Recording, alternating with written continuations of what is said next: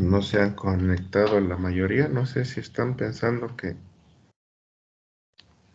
no había clase. No lo sé. Como hoy era un día libre en Chapingo, los trabajadores no van a ir. Pero pues no podemos seguir perdiendo clases. Así es que vamos a avanzarle. Como quiera la clase queda grabada. Bueno, rápidamente entonces nos habíamos quedado en parte de estas láminas. Pensaba terminar la clase pasada, pero eran varias y puede haber varios detalles. El análisis completo del agua que ya conocen para hacer los programas de nutrición. Cuando vamos a aplicar la nutrición vía solución, ya sea en sustratos o en suelo, en fertirriego. Este es el análisis básico, pH, conductividad eléctrica, los 4 cationes, calcio, magnesio, sodio, potasio, los 4 aniones, carbonatos, bicarbonatos, sulfatos, cloruros, finalmente boro. Normalmente, los 4 aniones, 4 cationes en miliequivalentes por litro, es lo común. Boro en partes por millón. Ahí no se vayan a confundir en las unidades. De pronto es fácil confundirse. Son diferentes, miligramo por litro, miliequivalente por litro.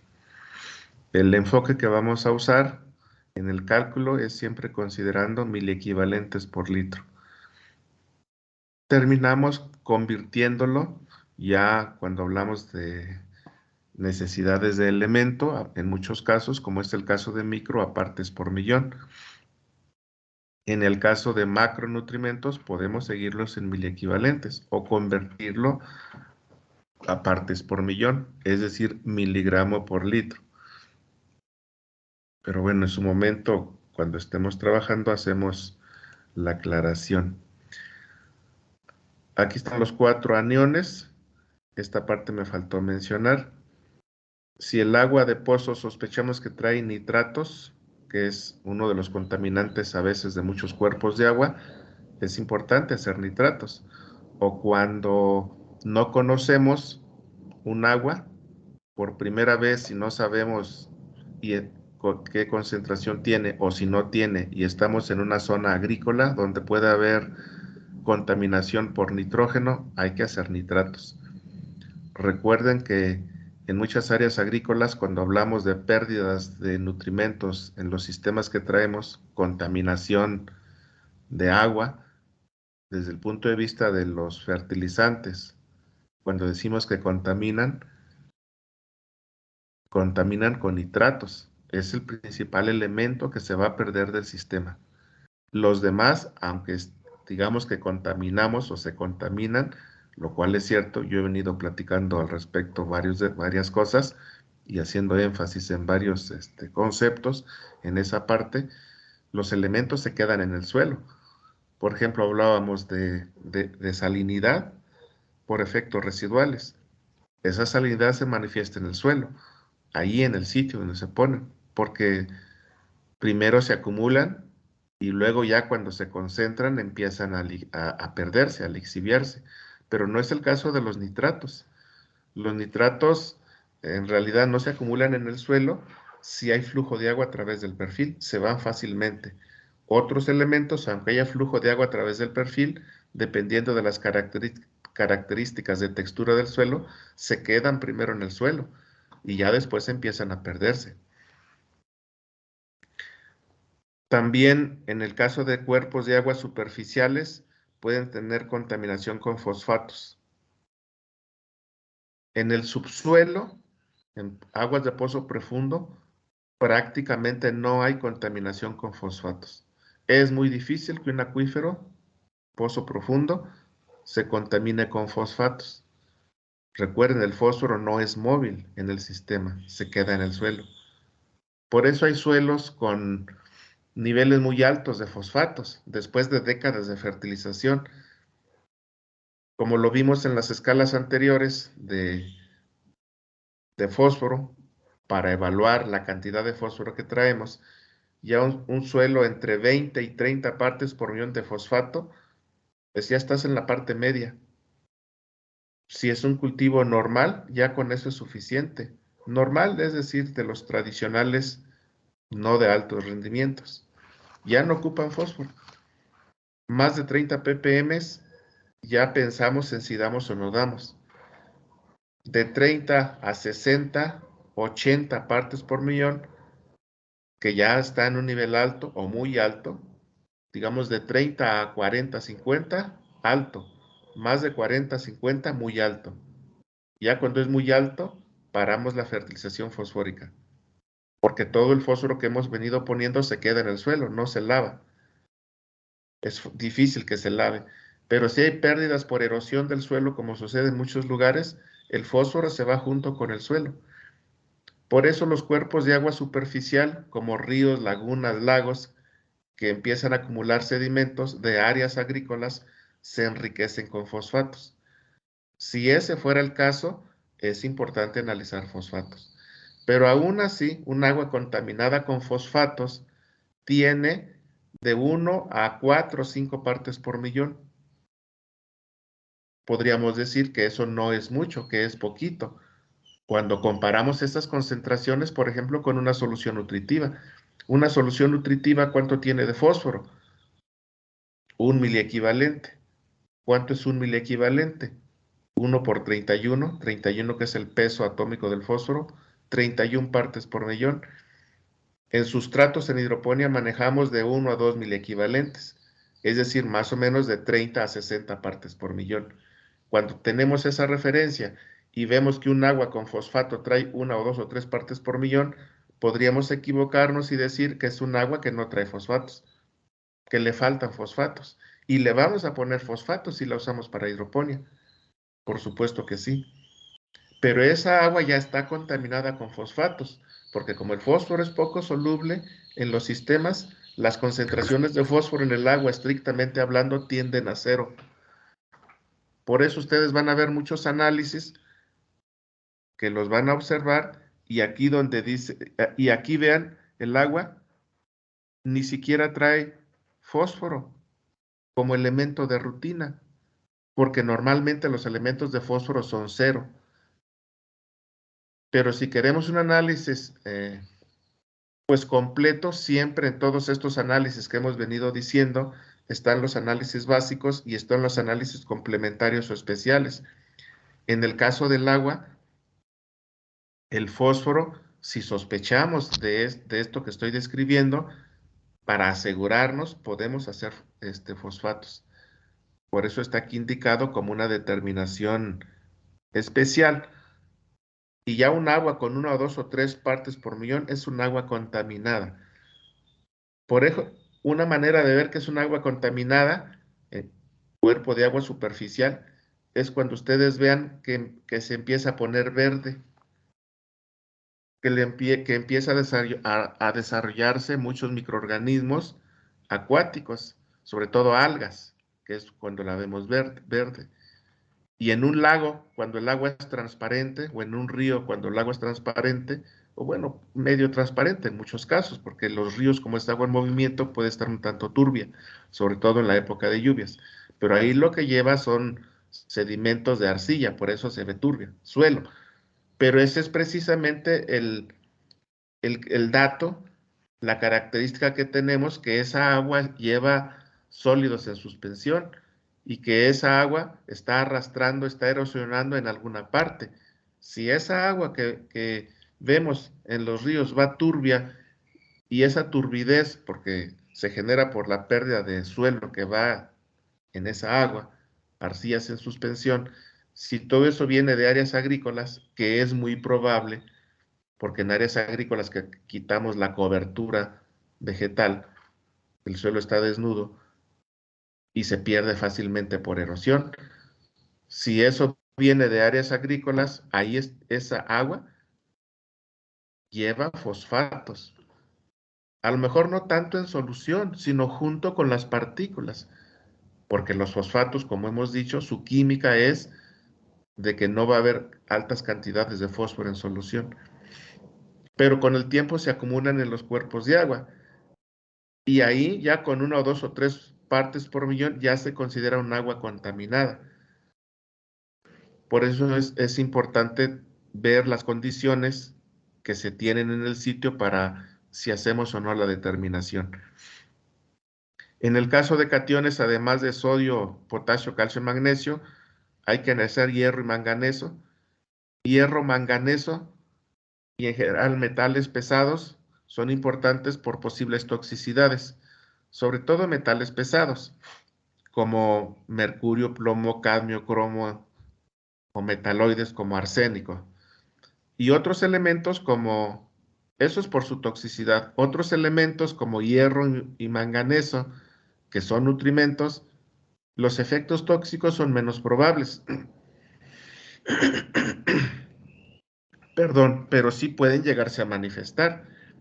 En realidad, en el caso de calidad de agua, hacemos análisis de hierro y manganeso, porque una vez que sacamos aguas con hierro y manganeso, una vez que este hierro y manganeso en el agua se expone a procesos de oxidación, forma partículas que pueden, en suspensión, que pueden tapar emisores. Por eso es común o recomendable cuando un agua, esto sobre todo en aguas de pozo, cuando un agua de pozo profundo trae un pH abajo de 7, podría ser un indicador de que trae metales en cantidades importantes. Recuerden que la química de los metales, como todos estos que están aquí, hierro, manganeso y metales pesados, si el agua se hace alcalina, pH es arriba de 7, los metales precipitan. Pero si el agua tiene un pH abajo de 7, por ejemplo, aguas con pH alrededor de 6, son pocas, pero existen. Por ejemplo, en Tabasco, nosotros allá en Teapa, en La Platanera, que ustedes ya no, con ustedes, ya no recuerdo si fuimos allá, no me acuerdo, creo que sí, ¿verdad? Fue el último viaje que sacamos. Allá, aunque no fuimos a La Platanera, el rancho de Chapingo, pero en toda esa zona de ahí de Teapa, el agua trae pH alrededor de 6 y ahí hay cantidades importantes de hierro y manganeso, a pesar que es un pH muy óptimo para la nutrición de la planta y del suelo. pH como, o parámetro como pH del agua. Está muy bien en el sentido de que ya no requieres acidular esa agua, ya la metes directa, no ocupas acidularla, como es lo común, tanto para sustratos como para suelo, ajustar el pH. Cuando hagamos el cálculo van a ver que uno de los ajustes en el manejo de la preparación de soluciones nutritivas es ajustarle el pH.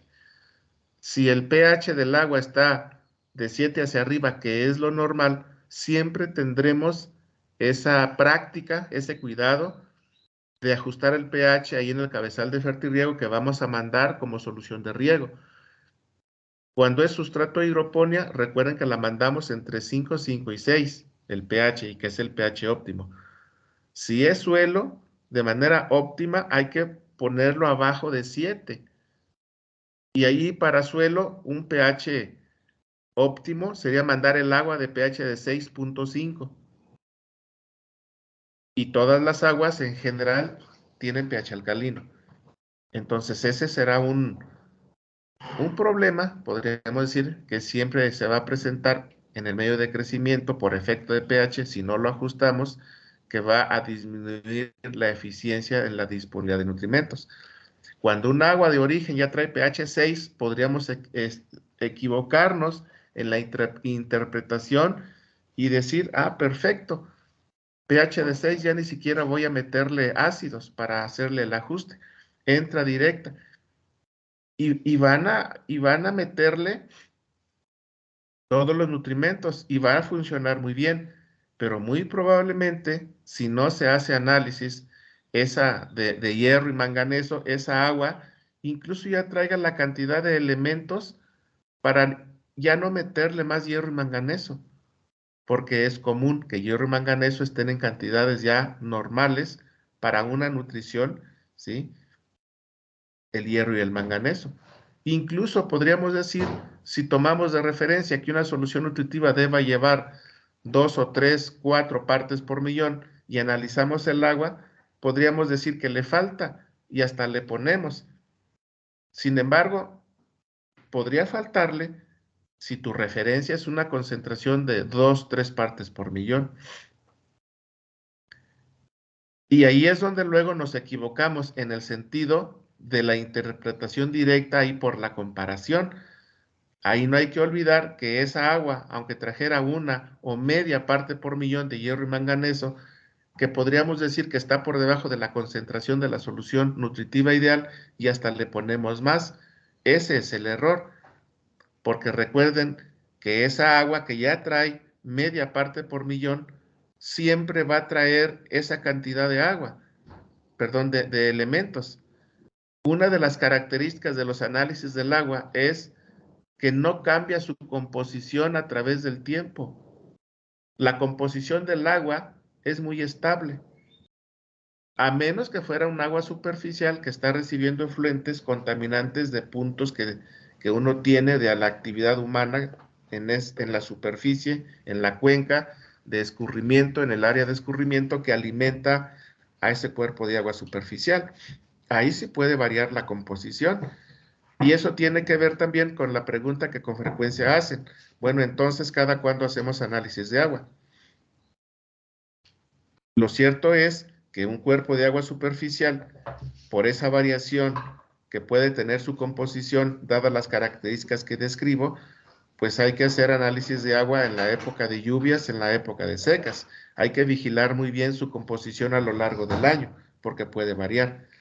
Pero en el caso de pozo profundo, que normalmente es nuestra fuente cuando regamos en muchas áreas, porque donde llueve mucho, que hay mucha agua superficial por escurrimiento, también quiere decir que hay una precipitación pluvial alta, que el temporal es de alta precipitación, que las necesidades de riego son mínimas. El problema entonces es cuando estamos en zonas de agua de pozo o que regamos con agua de pozo porque normalmente no hay suficiente agua por precipitación pluvial. Esa agua de pozo profundo, entonces, el pH va a ser un buen indicador si trae excesos de hierro o no, y manganeso o no trae, y otros metales pesados. Ahí entonces se conviene asegurarnos. Y ya por cuestión de calidad, sobre todo por el riesgo a metales pesados, dependiendo de qué producto agrícola vamos a producir y cuál es nuestro mercado, nos pide que demostremos que no tenemos contaminación por metales pesados. Pero esas son ya determinaciones especiales, ¿sí? Determinaciones especiales. En el caso de allá de Teapa, Tabasco, no sé si recuerdan o lo mencionamos en su momento, y zonas como esas de aguas con niveles importantes de hierro y manganeso, cuando cae agua al follaje, el follaje se mancha, se pone rojizo por el efecto del hierro, porque el hierro en el agua viene reducido, químicamente hablando. Cuando se expone al oxígeno, pues se oxida el hierro y entonces cambia o forma el precipitado de coloración rojiza, que es por una oxidación del hierro. En el caso del manganeso no se nota, pero en el caso del hierro sí, porque es muy visible el cambio de color de formas reducidas a formas oxidadas. Y una manera de saber, pues es si con el tiempo de haber estado usando esa agua en las superficies que toca esa agua, tienden a ponerse de coloraciones rojizas, anaranjadas a rojizas. Esa es precipitación de hierro por una oxidación. Y si eso sucediera, entonces hasta podrían producirse efectos tóxicos después de cierto tiempo de usar esa agua. En el caso allá de Teapa, Tabasco, menciono eso porque es muy claro, vemos toxicidades de hierro en plátano, sobre todo en los hijuelos. Si ustedes recuerdan, el hierro, en esa parte que se complementa con hierro, perdón, con riego, a pesar de estar en una zona de 3,000 milímetros de precipitación, que podríamos decirle le sobra agua a cualquier cultivo, incluso al plátano. Y puede sobrarle, desde luego. Solamente que aquí es una cuestión de distribución del agua, del temporal. Ahorita, por ejemplo, en los meses secos del trópico húmedo en México, que es ahorita precisamente en esta temporada donde llueve poco, antes de mayo, digamos febrero, marzo, abril, son a veces hasta mayo, son temporadas secas. En ese momento se pone riego, incluso en plátano. Y cuando le cae por aspersión, que es riego normalmente como se hace en plátano en esas zonas, ya le cae agua al follaje de los hijuelos.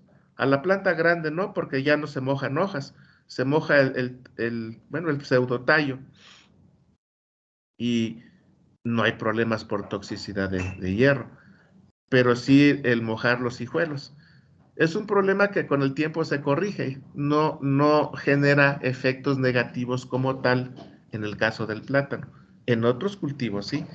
Son los cuidados que habría que tener con esa agua sobre la planta. El problema fuerte va a ser que nos tapa goteros por las oxidaciones que se dan.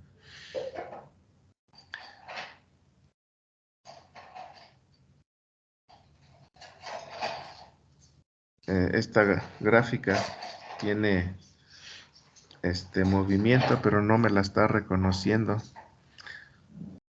Bueno, esta es una gráfica para los carbonatos y bicarbonatos. Cuando hagamos el cálculo, tengo otra gráfica por ahí, donde sí aparece esta, ¿no? Aquí era para ilustrar ese equilibrio, que en el caso con los de suelos ya lo vimos en el curso de sistemas hidropónicos. En el caso con los demás de Horti y Fitos, este análisis, por lo menos conmigo no lo hemos visto, lo vamos a tocar cuando calculemos la cantidad de ácido al momento de estar preparando la solución nutritiva. Aquí como criterio para calcular la cantidad de ácido para preparar la solución nutritiva, vamos a tomar de base la cantidad de carbonatos y bicarbonatos que trae el agua.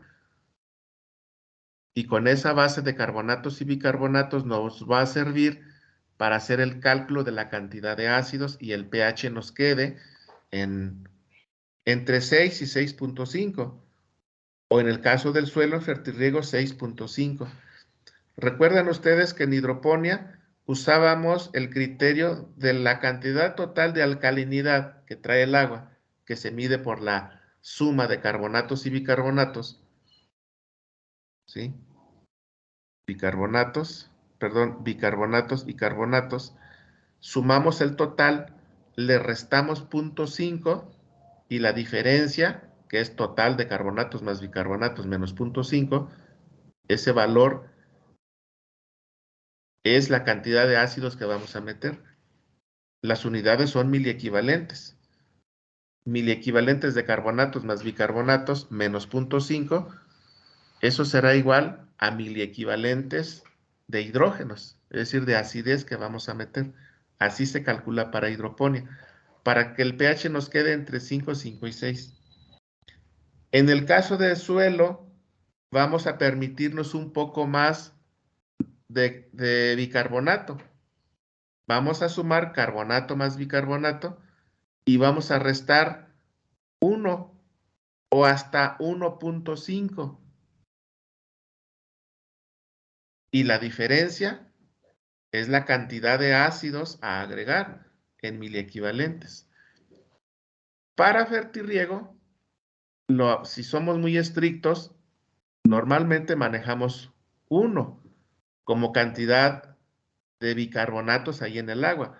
Porque esa diferencia que establezco, sumo carbonatos más bicarbonatos, le resto 0.5 para hidroponía, ese 0.5 que queda ahí son de bicarbonatos.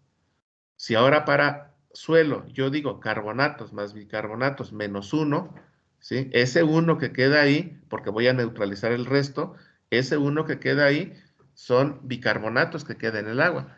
Por lo tanto, el pH va a quedar arriba de 6.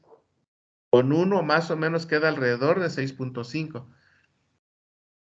Pero con 1.5 a lo mejor me queda arriba de 6.5, pero por debajo de 7, que para suelo, para fertirriego en suelo, es lo máximo que yo me puedo permitir de dejar de alcalinidad del agua y todavía considerar que estoy en un rango adecuado. Es decir, yo dejo entre 1 y 1.5 de bicarbonato sin neutralizar y neutralizo el resto. Eso es lo que estoy diciendo cuando digo que apliquemos la regla sumar carbonatos más bicarbonatos y restar 1 o 1.5 o entre 1 y 1.5. Con eso estoy diciendo que estoy dejando entre 1 y 1.5 miliequivalentes de alcalinidad sin neutralizar y el pH les va a quedar, digamos, entre 6 y 7, promedio 6.5. Imagínense un agua muy alcalina con 8, 9, 10 de alcalinidad, es decir, con 8, 9 o 10 miliequivalentes de la suma de carbonatos más bicarbonatos. Imagínense que le da 8, 8 la suma de ambos, 8 menos 1.5 y que vamos a dejar lo máximo sin neutralizar para decir que estoy en un nivel adecuado de control de esa alcalinidad. Entonces, 8 menos 1.5, pues 6.5. 6.5 sería la cantidad de acidez miliequivalentes como iones hidrógeno que van a venir de los ácidos que yo meta, del ácido nítrico, del ácido fosfórico, del ácido sulfúrico, etcétera. O en un sistema orgánico del ácido cítrico, que es el ácido que usamos para neutralizar la alcalinidad. Y con esa regla ya el pH me queda, en el caso de suelo bajo fertirriego, entre 6 y 7, es decir, abajo de 7. Obviamente, cuando ya me voy arriba de 6.5 acercando a 7, me estoy alejando de lo ideal, pero todavía manejable, todavía permisible en un sistema de fertirriego en suelo.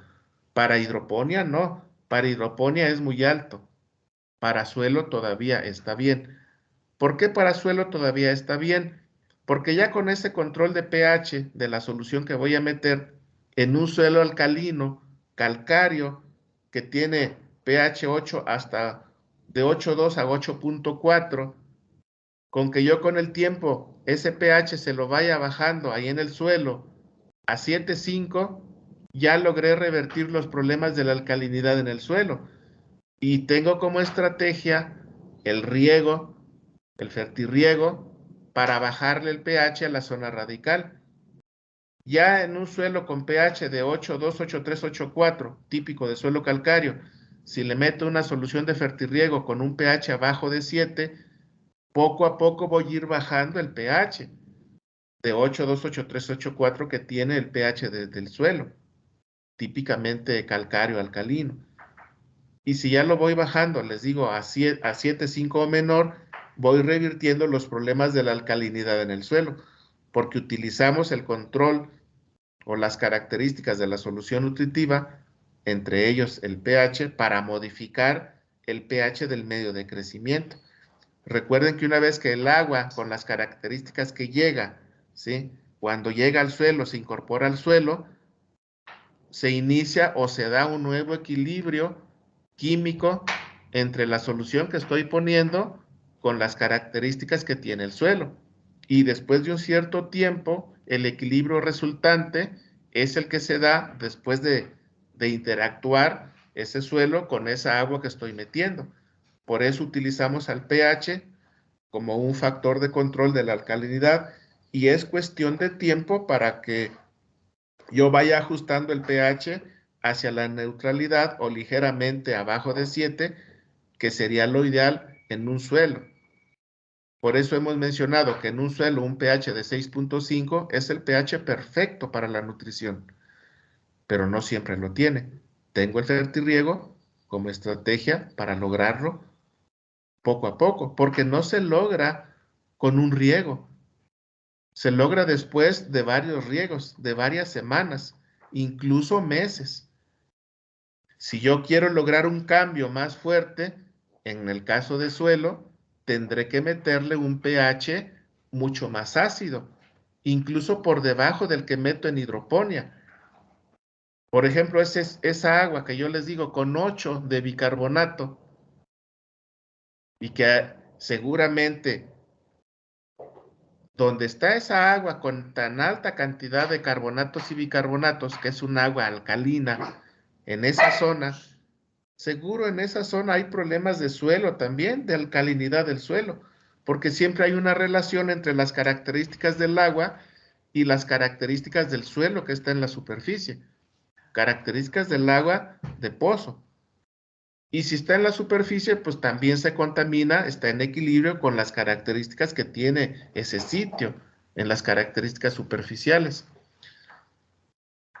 Eso significa que en muchas zonas con esas características químicas, tanto del suelo como del agua, bajarle el pH al valor óptimo en el medio de crecimiento no lo logro en un tiempo corto, en unas semanas, un par de semanas, que ya estoy metiendo en teoría una agua químicamente o una solución con pH químicamente controlado y que ya los problemas del suelo se hayan eliminado o minimizado. No, eso puede tardarnos tiempo.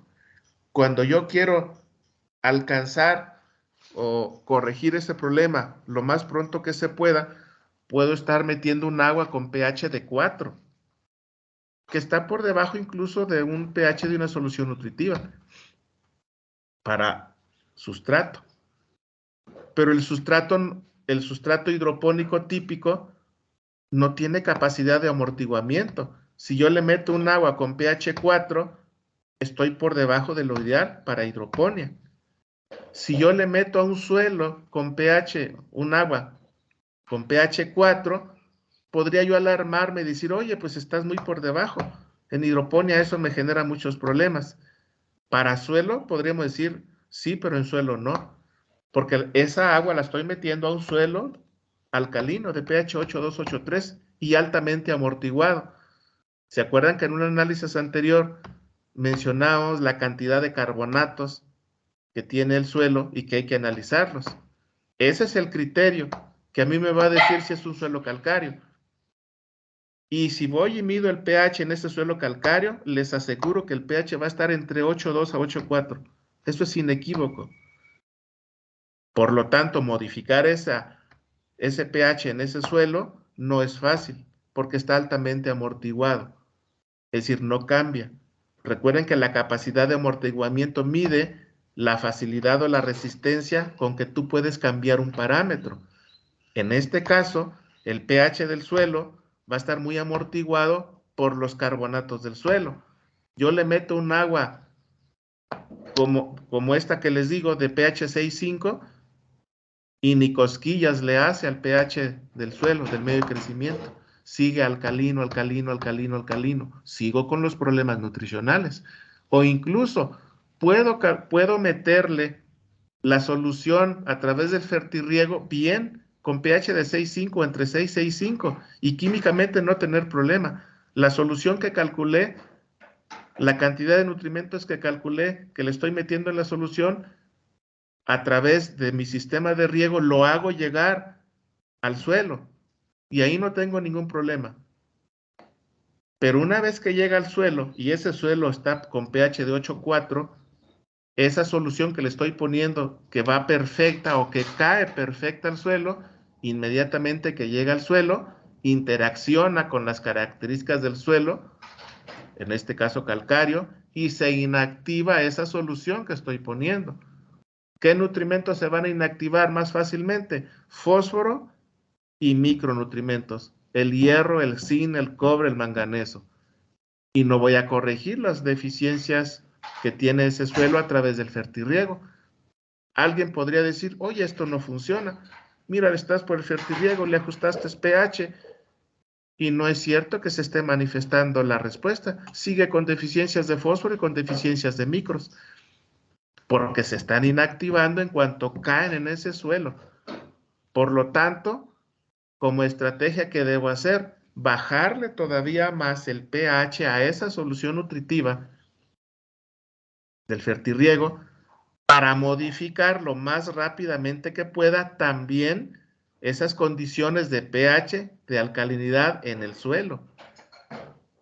Y eso me obliga a meter entonces una solución con pH hasta de 4 en un suelo calcáreo.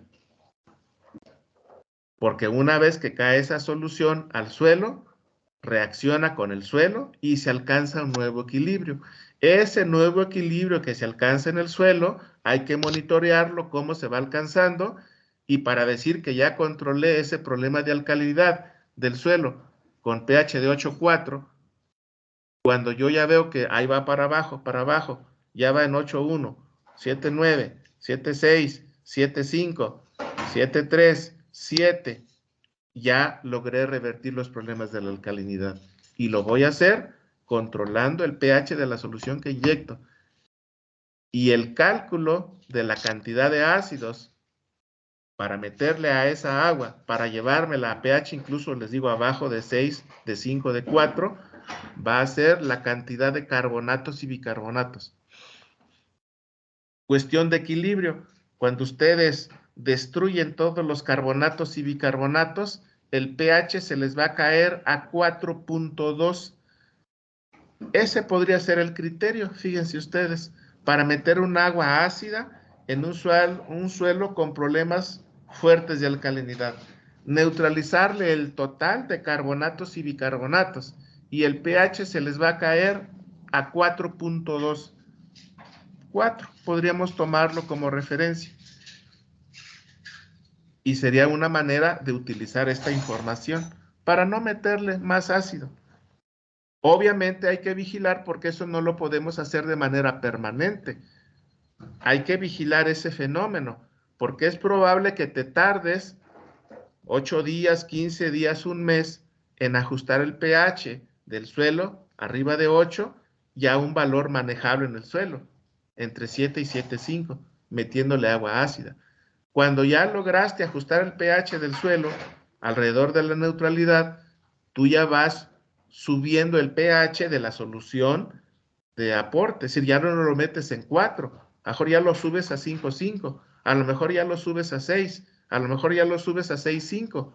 Y en el caso del suelo, después de semanas o meses de tener ya el control del pH, ya lo manejamos bien, ya estará el pH entrando, el agua entrando con un pH de 6.5 y ya traerá más o menos entre 1 y 1.5 de bicarbonatos ahí en el agua. Ya estás neutralizando menos, ya estás dejando más carbonato o bicarbonato como efecto residual ahí en el agua que llevas.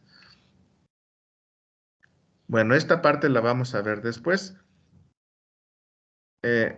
También les mencionaba yo que normalmente esta parte la ampliamos en los análisis de calidad de agua.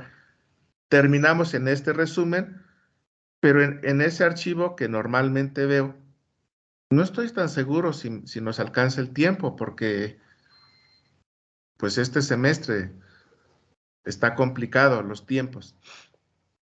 Pero aquí están los parámetros del agua, ¿sí? Desde ningún daño de esa agua, porque es un agua de buena calidad, hasta un agua con un daño muy grave o problemas graves, dependiendo de los parámetros que consideremos.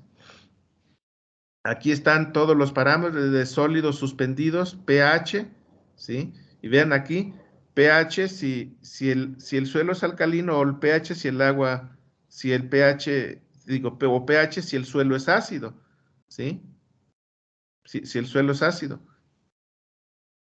Se juzga de manera diferente el parámetro del pH del agua, si esa agua va a ir a un suelo ácido o va a ir a un suelo alcalino.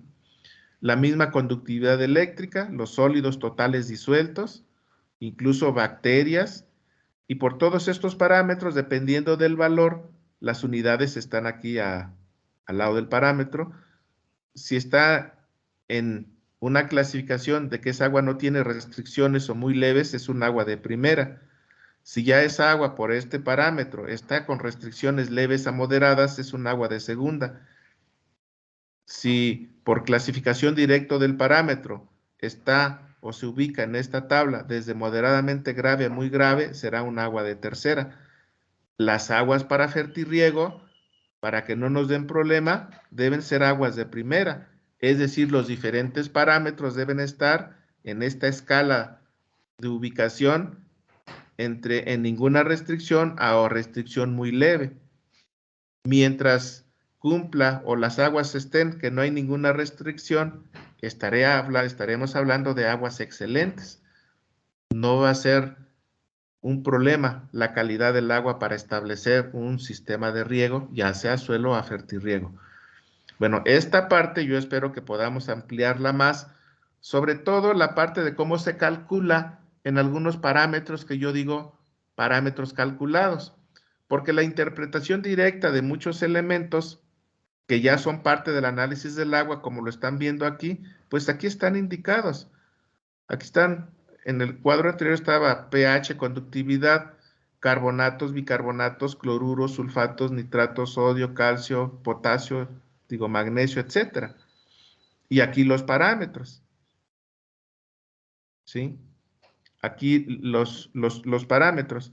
Y luego viene una serie de parámetros que yo le llamo parámetros calculados, como es el porcentaje de cationes, el índice de Scott, la dureza o grados hidrotrimétricos franceses, y que se generan con todos los parámetros que hacemos de análisis del agua.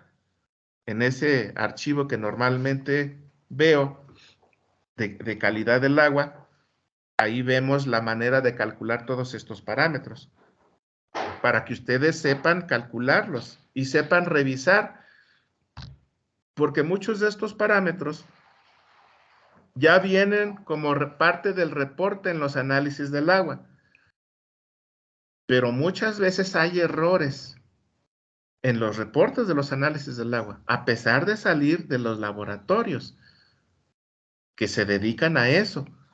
¿Y cuál es el error que cometemos? Que confiamos en los valores que nos reportan en los laboratorios. Y los errores son más comunes de los que a veces creemos.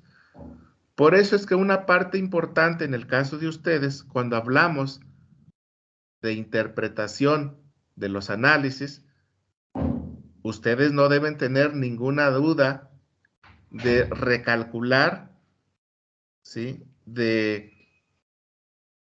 ver parámetro por parámetro que está reportado y que ustedes hagan los cálculos y comprueben si eso que les están reportando está correcto.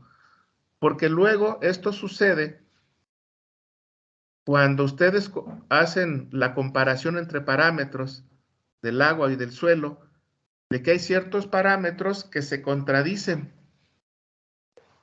ahí en el análisis. Y a veces no sabemos incluso si está bien calculado o mal calculado o mal medido. Entonces, con frecuencia requerimos corroborar algunos parámetros. Y para poder corroborar algunos parámetros necesitamos hacer cálculos. Si ustedes no saben cómo se calculan muchos de esos parámetros, sobre todo estos que son calculados, porque otros son los valores directos de la técnica de laboratorio. No tenemos en muchos casos la manera de comprobar si hubo error o no hubo error, porque es un parámetro salido del análisis, ¿sí? De la técnica analítica aplicada sobre esa muestra. Pero otros parámetros son calculados. Ahí tenemos manera de ver si hay errores o no hay errores. Entonces, es el caso de esos parámetros. La misma conductividad eléctrica, su interpretación directa, la salinidad efectiva y salinidad potencial, caso 1, caso 2, caso 3, salinidad efectiva, salinidad potencial, que son parámetros calculados. Esa parte también la vemos en ese archivo. El RAS, relación de absorción de sodio, directa o ajustada, carbonato de sodio residual, el PCI, porcentaje de sodio intercambiable. si ustedes tienen los análisis salidas del laboratorio, aquí están las tablas para saber si trae restricción o no. Pero nuevamente, insisto, tienen que saber calcularlos.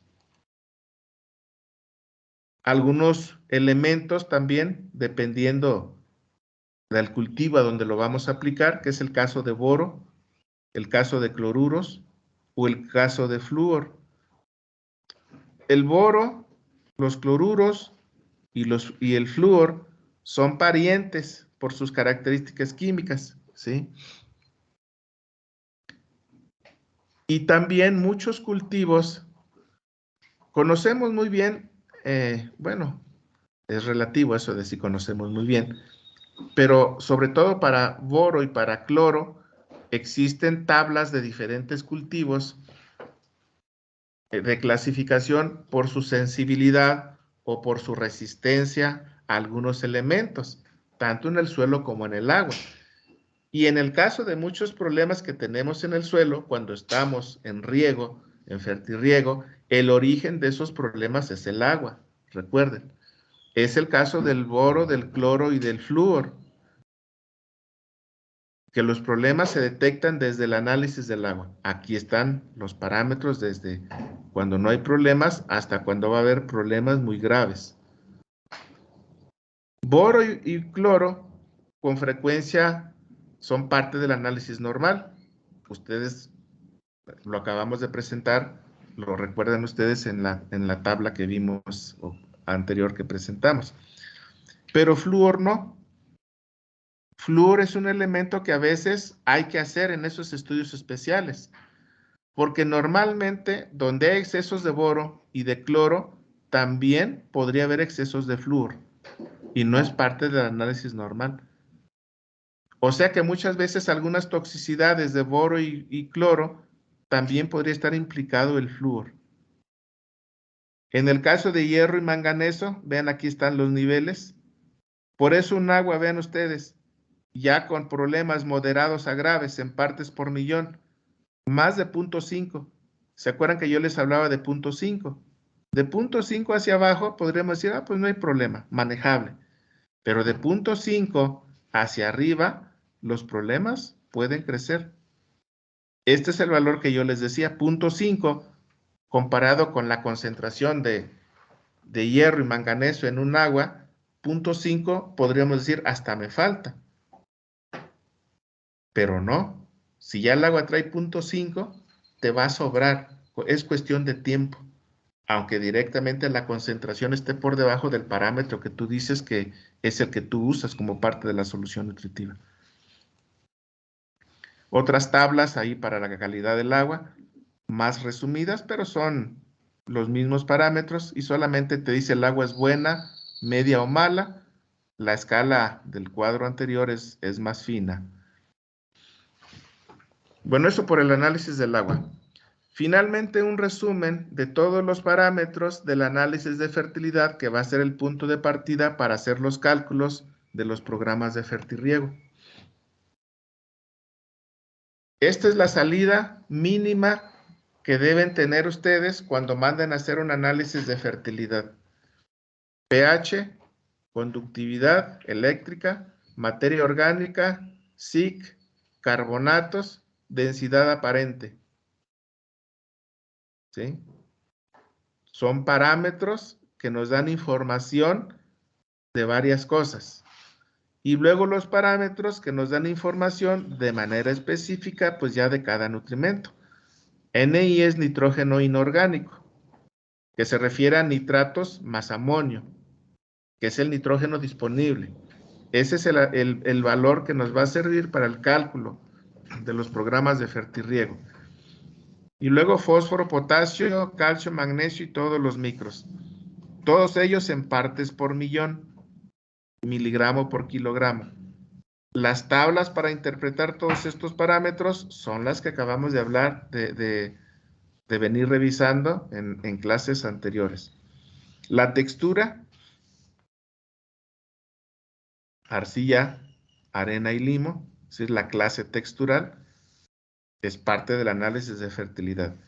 Y si no la tienen por laboratorio, ya quedamos que al tacto ustedes deben saber sacar textura y diferenciar por lo menos en gruesa, media o fina. Y luego con esos datos vamos a entrar al cálculo del aporte del nitrógeno, porque un cálculo directo es el valor aquí, el que ya te da, lo que está disponible. Simplemente este valor aquí, 23 miligramos por kilogramo. Ya habíamos quedado que miligramo por kilogramo es lo mismo que gramo por tonelada. Ya habíamos quedado en un cálculo que en promedio la capa arable de un suelo de 30 centímetros por hectárea pesan 3.750 toneladas. Por lo tanto, 23 por 3.750 toneladas son 86 kilos de nitrógeno por hectárea. En eso se traduce en 23 miligramos por kilogramo. En 86 kilos por hectárea. Nitrógeno disponible. ¿Cuál sería la eficiencia? Vamos a ver hacia adelante eficiencias de utilización. Ese es todo el nitrógeno disponible. La pregunta es, ¿y todo ese nitrógeno se va a absorber por la planta? En teoría, ¿todo ese se absorbía por la planta? La respuesta es no. Tiene su eficiencia de utilización. ¿Con qué eficiencia promedio se absorbe el nitrógeno? Con una eficiencia del 50%. Pero en fertirriego, como yo manejo aspectos más controlados de todo el medio, la eficiencia sube. Y puedo irme a 60, a 70, 75, 80%. Eso ya va a depender de diferentes prácticas de manejo que yo traiga en ese suelo. Ahí es donde uno ya empieza a ajustar y es donde empiezan a hacer su primer propuesta. Y sobre esa primer propuesta, en el mismo ciclo y en el segundo o tercer ciclo, afinamos nuestra propuesta. Y después de 2 o 3 ciclos, tenemos una propuesta de nutrición ajustada, afinada, ¿sí? Para sacarle el mayor potencial a ese medio, a ese suelo que traemos en el manejo de la nutrición. Ahora, por ejemplo, si le aplicáramos una eficiencia normal para fertirriego, póngale 60%. Esos 86 kilos, 86 por 0.6. Se aprovecharían de esos, en teoría, si yo le aplico una eficiencia del 60%, que es normal en fertirriego, 52 kilos. Bueno, ya sé que de ese nitrógeno que está ahí en el suelo, de acuerdo a las eficiencias promedio que yo ya le estoy poniendo para ese sitio, que sería del 60%, se van a aprovechar 62 kilos. Si la eficiencia fuera mayor o fuera menor, obviamente me mueve esta cantidad que yo estoy estimando ahorita. Esos son de los ajustes que hay que hacer en el seguimiento que voy a hacer el cultivo. Es decir, uno de los ajustes o del monitoreo que voy a hacer, ¿sí? Es asegurarme que las eficiencias que yo supuse que se iban a dar en ese suelo con las características que yo partí, como en este caso nitrógeno, lo que yo debo hacer en el monitoreo es comprobar si las eficiencias que yo estoy suponiendo se están dando como las supuse cuando inicié mi programa de fertirriego. Esa es parte de la comprobación que hay que hacer con el monitoreo. Pero de entrada yo debo generar un punto de partida con lógica, con cierta lógica, como la más probable a que se dé. Y luego después monitoreo. Y si compruebo que las cosas se están cumpliendo como yo las predije, pues yo mismo me pongo ahí una palomita en mi frente, me felicito y mi ego sube. Imagínense que ustedes echen a andar un programa que ustedes diseñaron, ¿sí? En base a todas las características del sitio, en el caso de los programas nutricionales, muy basadas en todo esto que estamos viendo, en los análisis del suelo, en los análisis del agua, en el conocimiento que tengas de las extracciones del cultivo, que son las dos fuentes de información que vamos a ver de manera precisa para hacer cálculos.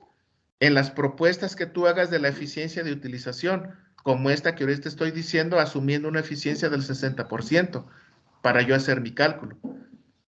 Cuando ustedes después, en el monitoreo, en el seguimiento, miden, ¿sí?, y comprueban que lo que habían programado, que lo que habían predicho se está cumpliendo, quiere decir que ustedes son unos buenazos. Quiere decir que las bases que traen, a pesar de no tener la experiencia, las bases que traen son sólidas y que les ayudaron a ustedes a calcular, a hacer programa de fertirriego y que está resultando como lo hicieron, como lo calcularon. Claro que siempre va a haber errores y por eso nos damos ese chance de ajustar en el segundo o tercer ciclo. Pero incluso a ustedes, aunque sean novatos, no se les va a dar más de 2 ciclos para demostrar que pueden ajustar a un programa de fertirriego. O ustedes mismos tienen que hacerse ese autoajuste. Máximo tienen 2 ciclos para ajustar lo que en la primera propuesta no les salió como predecían. Sí, porque si nosotros, ustedes dirían, no hay problema. Fíjense, ¿qué les he dicho? Los análisis allá de los suyos, los de su abuelito, los de su papá, ahí los de su familiar.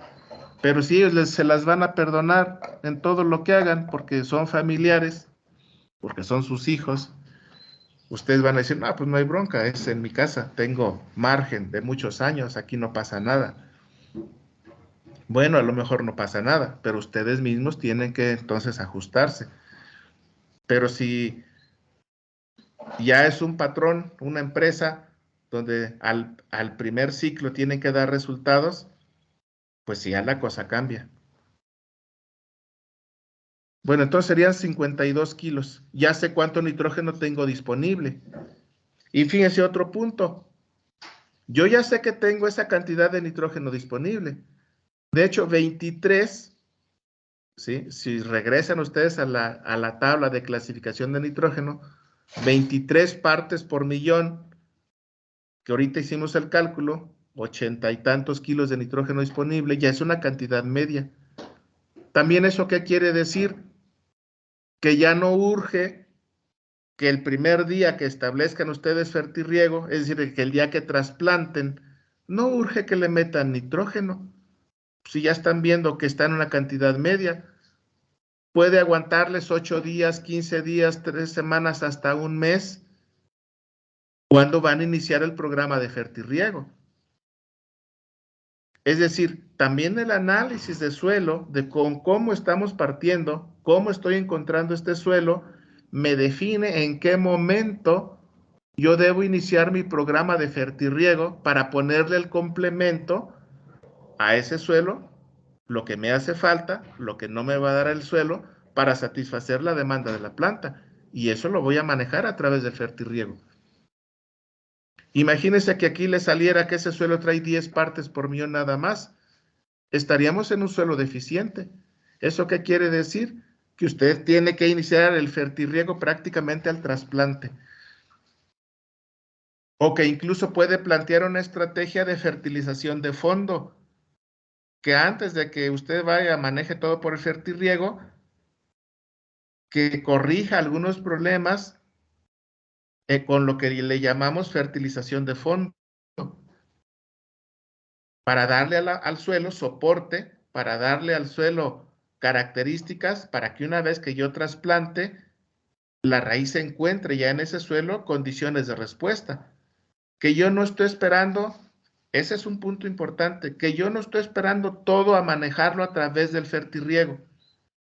Tengo que darle al suelo capacidad para que las plantas respondan sobre ese suelo, sin que yo metiera fertirriego u obligado a meter fertirriego. Podrían decir ustedes, bueno, y entonces, ¿qué chiste? Pues si se supone que estoy en fertirriego, ¿no? y dijimos que toda la nutrición la íbamos a manejar a través del fertirriego. De acuerdo, yo les digo de acuerdo, pero si tu suelo estuviera dentro de un invernadero, donde independientemente del temporal de lluvias o de las lluvias, tú como quiera vas a meter tu nutrición a través del fertirriego, pues ahí no vas a tener el problema que con frecuencia se presenta cuando estás en campo, en fertirriego, pero a cielo abierto, que se viene una temporada de lluvias donde tú no puedes fertilizar, hasta te sobra algo. ¿Cómo vas a meterle fertirriego si hasta te sobra agua? No puedes. Recuerden, acoplamos el suministro de nutrimentos a las necesidades de agua. Si el sitio no me pide agua, no puedo meter nutrimentos. Entonces, generar en el suelo una estrategia de suministro de nutrimentos, considerando la fertilización de fondo, cuando yo estoy en un terreno a campo abierto y en un área donde sé que a lo largo de ese ciclo va en un momento dado a llover, yo debo asegurarme que en ese momento no puedo poner nutrimentos y debo asegurarme que debo considerarlo en mi programa de fertilización de fondo. ¿Y cuánto voy a meter de fertilización de fondo? El parámetro o esa cantidad me lo define mi análisis de suelo. Es obvio también que no debo yo dejarle todo a la fertilización de fondo, porque entonces también la otra pregunta, y entonces el fertirriego, ¿para qué lo quieres? En realidad hacemos una combinación de estrategias dependiendo de las condiciones que yo tenga para que al final o durante el proceso y al final de ese ciclo y desarrollo de cultivo, yo alcance mis potenciales de rendimiento, si todos esos potenciales de rendimiento dependieran del control de la nutrición, como es un supuesto que hacemos cuando estamos bajo fertirriego, que uno de los factores importantes de los cuales depende el éxito de un cultivo es cómo maneje el agua y los nutrimentos. Y así como ese ejemplo para el nitrógeno, puedo aplicarlo al resto de los nutrimentos. Por eso la interpretación desde un inicio de los análisis de fertilidad me va a dar esa capacidad para ir conociendo qué tiene el suelo y qué voy a meter a través del fertirriego. Si me faltara nitrógeno, entonces parte del nitrógeno voy a calcular cuánto del nitrógeno viene de la materia orgánica. Miren, aquí tiene 3%, que es el cálculo que está aquí. Ahorita me voy a ir rápido, ¿sí? Porque este ejercicio lo vamos a hacer después con un ejemplo. Aquí estoy haciendo un cálculo en base a la tabla anterior. Ese 3% de materia orgánica lo convierto a cuánta materia orgánica tengo en un suelo X. Aquí eso fue un cálculo para 2.600 toneladas. Aquí desde luego no fueron los 30 centímetros. Es más, revisen este cálculo y díganme ustedes aquí qué densidad puse, ¿sí? ¿Qué densidad puse? Y en el volumen, para calcular volumen, no fueron 30 centímetros. Fueron 10,000 por cuánto de profundidad. Para que multiplicado por el valor de la densidad, ¿cuál densidad? En este caso ya de este suelo. Densidad aparente 1.3. En este cálculo, aquí densidad aparente es 1.3. Pero no son los 30 centímetros. Porque si hubieran sido los 30 centímetros y 1.3, me hubieran salido más de 3.750 toneladas. Porque 3.750 toneladas fue para una densidad de 1.25. Aquí es 1.3 y el valor es pequeño. ¿Qué quiere decir? La densidad es mayor, la profundidad tiene que ser menor de 0.3 metros, 30 centímetros. Bueno, ahí revisan ese cálculo. Fueron 2.600 toneladas. De eso, el 3% es materia orgánica. ¿Cuánto es el 3% de 2.600? 78 toneladas de materia orgánica total en esa capa. Y luego aquí viene otro cálculo, ¿sí? Que es información que ya metemos, ¿sí? Como un promedio, por lo que ya conocemos de la materia orgánica en relación a cuánto nitrógeno tiene. La materia orgánica del suelo, el humus del suelo, tiene en promedio 5% de nitrógeno. Eso es una constante. Ustedes siempre van, cuando hagan cálculos de materia orgánica y calculemos a partir de ella cuánto nitrógeno hay, vamos a asumir que tiene un 5%. Eso es una constante, obtenida por muchos análisis, por miles de análisis, desde este momento hacia atrás. Y este 3.9 son el 5% de las 78 toneladas de materia orgánica. Es decir, solo 3.9 es nitrógeno. Pero ese es nitrógeno total. Ese no es nitrógeno disponible.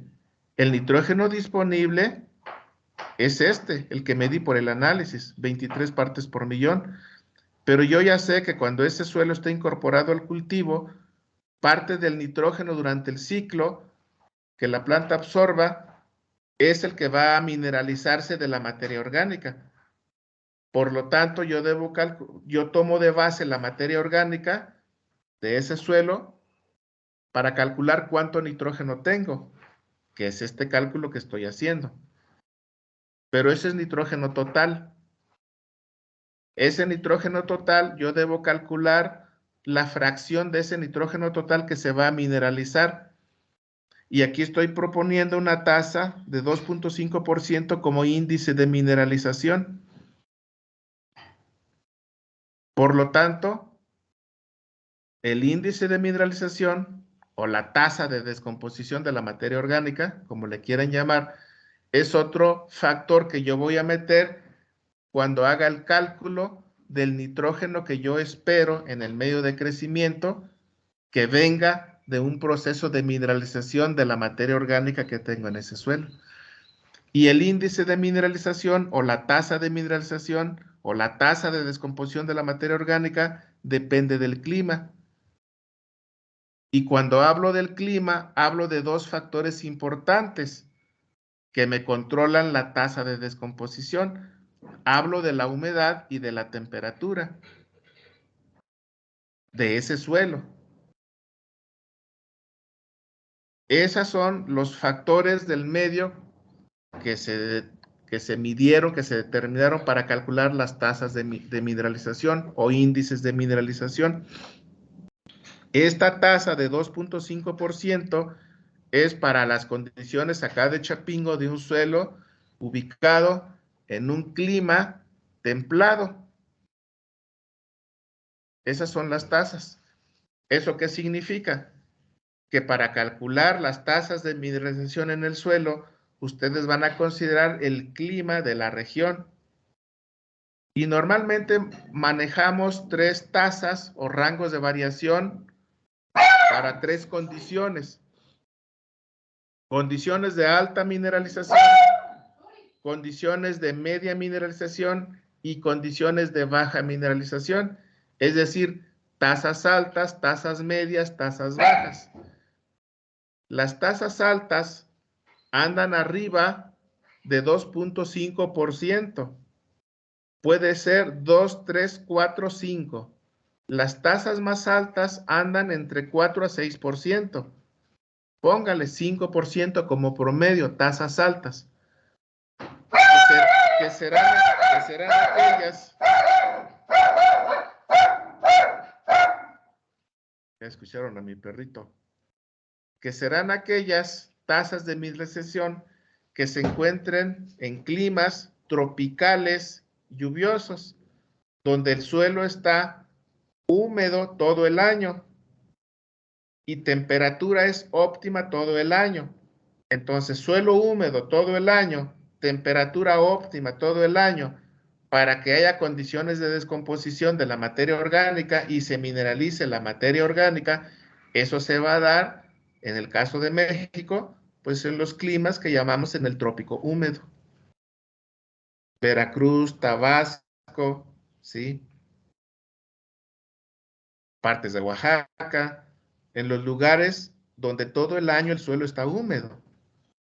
Quizás, o por lo menos la mayor parte del año.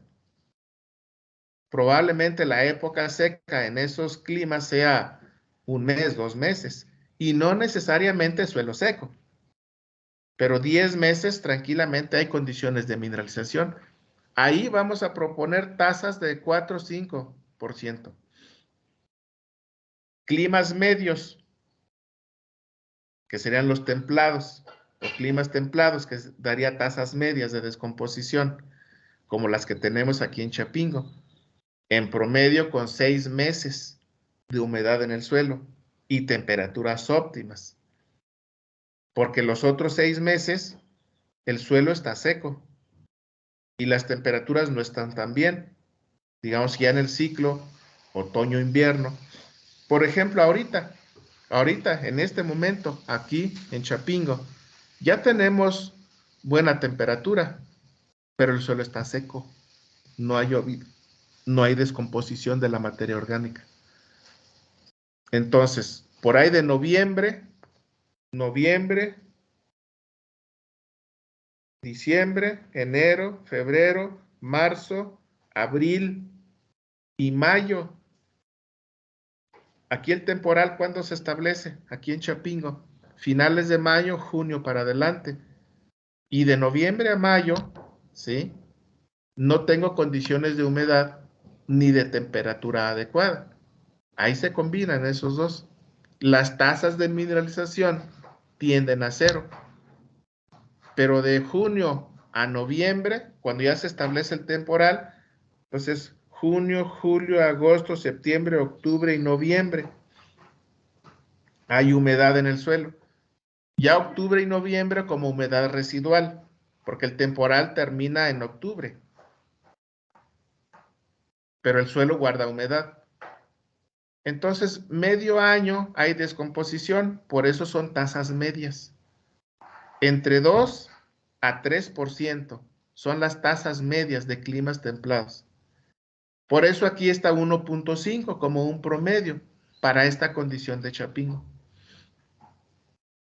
Y luego vienen las tasas bajas de descomposición con menos de 2%. ¿Y dónde serán tasas bajas de descomposición con menos de 2%? En climas secos o en climas muy fríos, ¿sí? O una combinación de esos dos factores.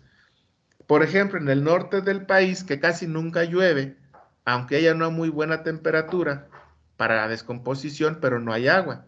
Su tasa de descomposición es menos de 2%, 1%, 1.5, 0.5. O en un clima de montaña frío o de la ubicación hacia los polos, donde una época del año incluso el suelo está congelado.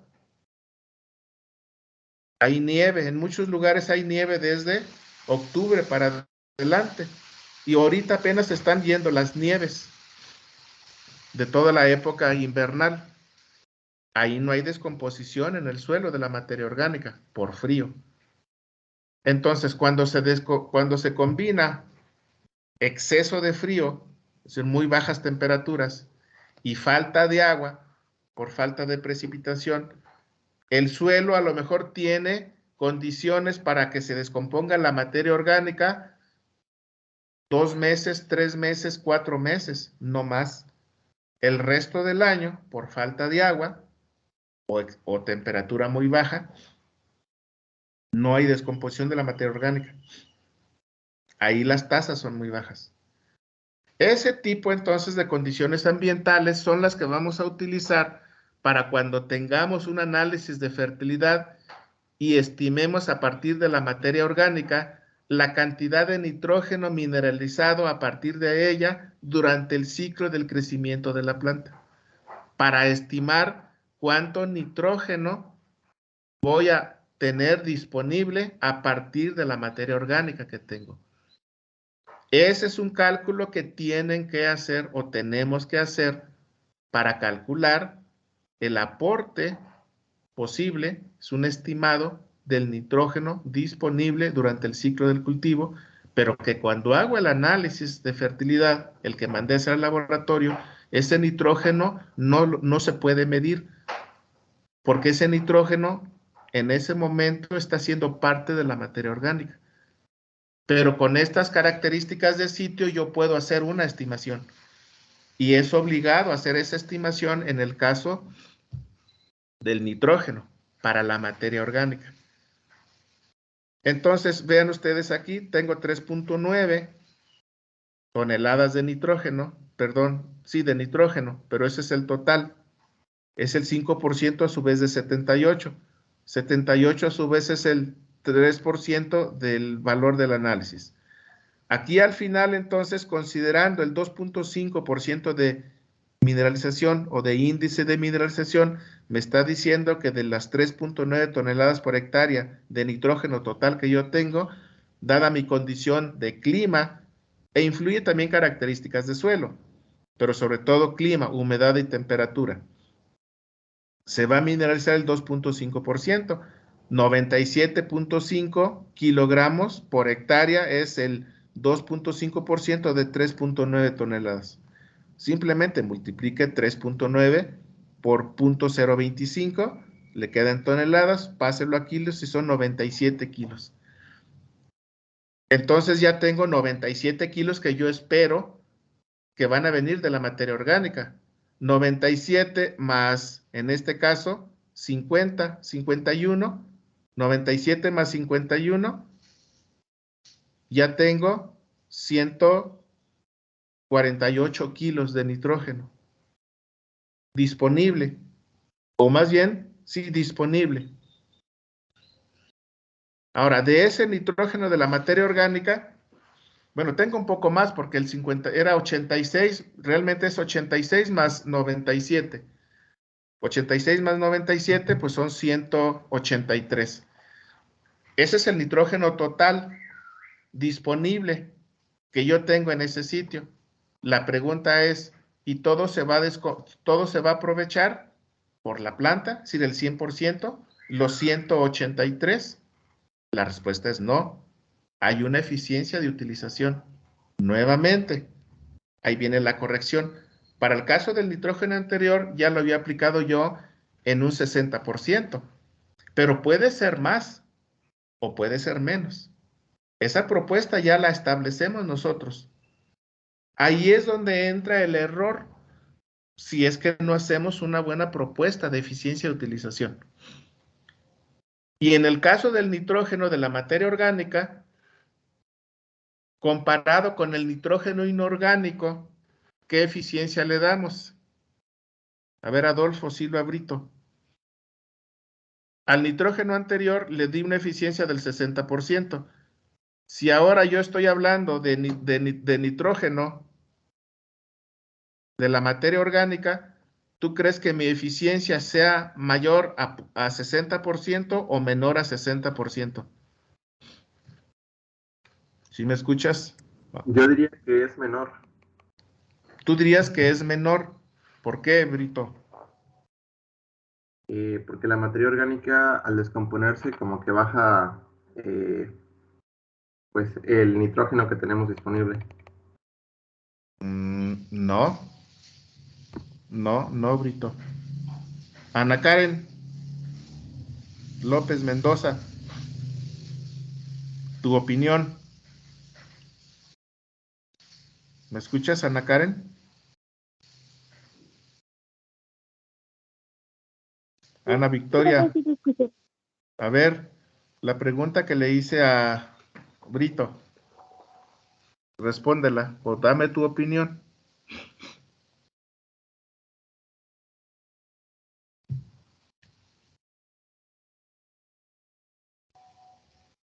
¿No? ¿Alguien de los presentes me puede dar su opinión?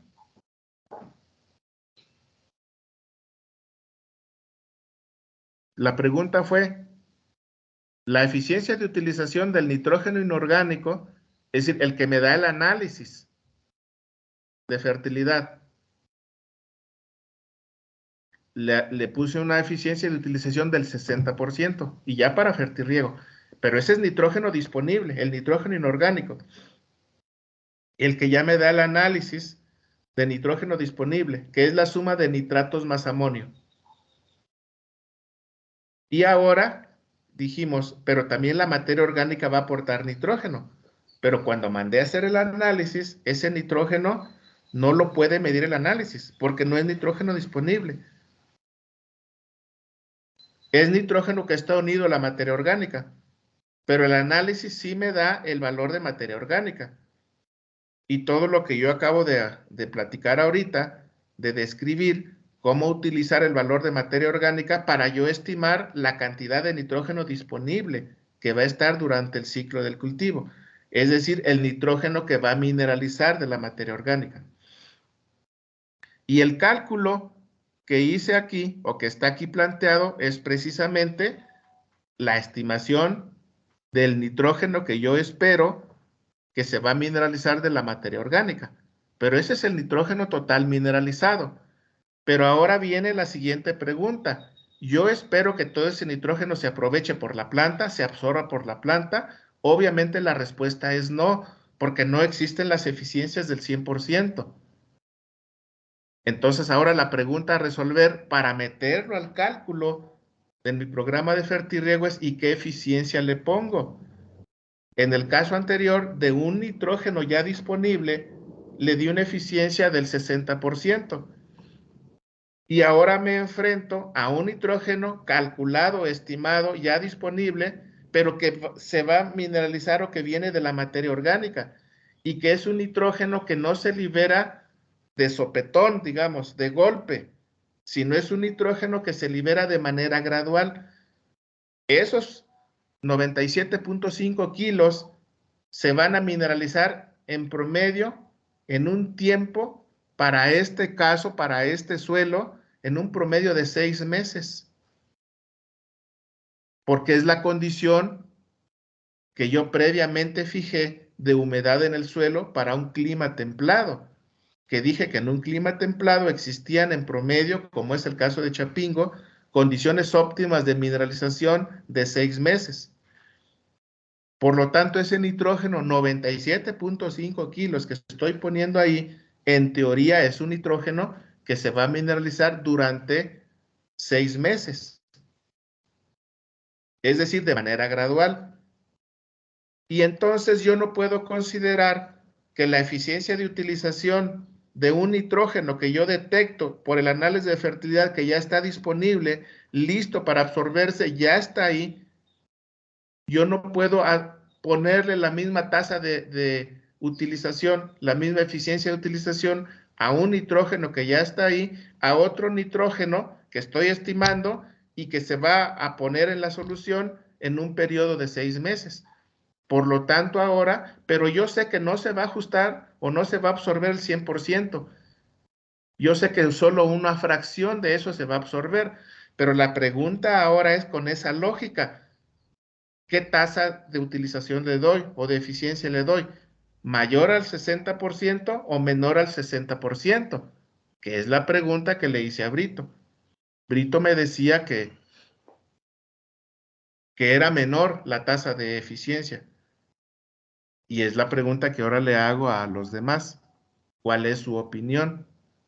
Probablemente si yo le hubiera aclarado o explicado más todo eso a Brito, a lo mejor habría pensado o razonado diferente. Ahora, con esta información adicional que di, no sé si clarifica cómo sería la eficiencia de utilización, mayor o menor a 60%. Ana Karen.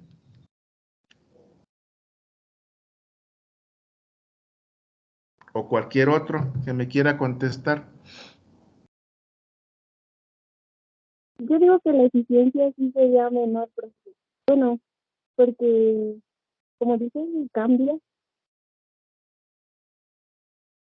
Sí cambia, pero ¿por qué menor? Si cambia, ¿por qué no sería superior? Es decir, la razón que me estás dando no me explica. Dice, ¿sabes qué cambia? Bueno, pero ¿por qué cambia hacia abajo?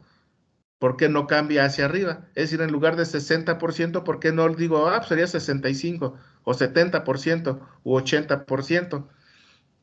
¿Por qué? ¿O por qué va a ser 50% o 40%? Aquí el punto es qué eficiencia le doy. Doctor, ¿Sí? bueno, yo pienso que va a ser mayor porque es más difícil lavar ese nitrógeno. El nitrógeno que es, digamos, inorgánico, es más fácil movible, se puede lavar y por eso su eficiencia es menor.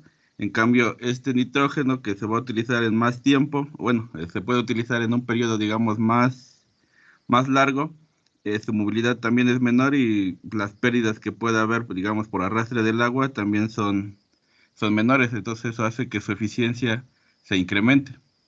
Correcto, exactamente. Así es.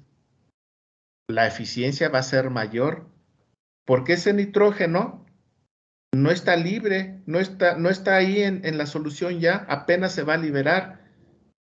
Y todo eso que dice su compañero, Víctor, es correcto. Y además otro punto que puede reforzar eso que dice Víctor. Como ese nitrógeno no está disponible todavía, apenas va a estar disponible, se va a liberar gradual. Y entonces hay un mayor acoplamiento a esa liberación o de esa liberación a como la planta lo va tomando. Hay una mayor sincronía en esa parte que yo les platicaba entre el suministro y la demanda o la toma de ese nutrimento. El suministro ahora lo va a estar haciendo la materia orgánica, que lo da gradual. Digamos, así como lo libero, la planta lo toma, lo libera, la planta lo toma, lo libera, la planta lo toma. Y no da margen a que se den esos procesos que dice Víctor de pérdida por lavado o por volatilización. Recuerden que el nitrógeno en el suelo es muy dinámico, puede perderse en formas gaseosas o puede perderse por lavado. Por lo tanto, el nitrógeno que viene de la materia orgánica de un proceso de mineralización, con ese nitrógeno se logra una mayor sincronía entre el suministro, entre el aporte y la demanda de la planta. Por lo tanto, hay una mayor utilización, por lo tanto, la eficiencia sube. En un sistema orgánico o un sistema de aporte de nitrógeno con base orgánica como base para aportar el nitrógeno, la eficiencia puede irse hasta el 80-90%. Acá en términos prácticos a lo mejor no decimos un 60%, pero sí le doy un 70-75% para ser conservador. Y después de todo yo sé que tengo margen para en el mismo ciclo o en un segundo ciclo andar evaluando cómo anda ese comportamiento en la utilización de nitrógeno. Entonces mi eficiencia subiría. ¿Eso qué significa? Que cuando yo tengo un buen nivel de materia orgánica y hago el cálculo, yo doy tasas mayores de aprovechamiento por esa eficiencia. Cuando yo tengo bajo nivel de materia orgánica, aunque tenga un alto nivel de nitrógeno inorgánico al inicio, yo sé que ese nitrógeno está ahí y que va a estar sujeto a muchas pérdidas, que su eficiencia va a bajar, así como lo manifiesta Víctor. Entonces, ¿a qué quiero llevarlos con todo esto? Ya casi termino, ¿eh? ¿A qué quiero llevarlos con todo esto? A que la propuesta que hagamos nosotros en base al análisis de fertilidad de lo que voy a meter de ahí de nutrimento debe ser ajustado con varios criterios al momento y que implica conocimiento de la dinámica de los nutrimentos en el medio de nutrición para yo poder hacer una propuesta más fina, más ajustada a lo que realmente va a suceder. ¿De acuerdo? Ya es hora. Algunos a lo mejor pues tienen clase, no quiero abusar de su tiempo. Seguimos avanzándole a esto. Se conectaron muy pocos, pensaron que era día libre. Bueno, pues de alguna manera era día libre, eso es cierto, pero pues yo ya no les dije nada porque pues yo detecto la urgencia de avanzarle. Como quiera la clase queda grabada, avísenle a sus compañeros que bajen la clase, ¿sí? que bajen la clase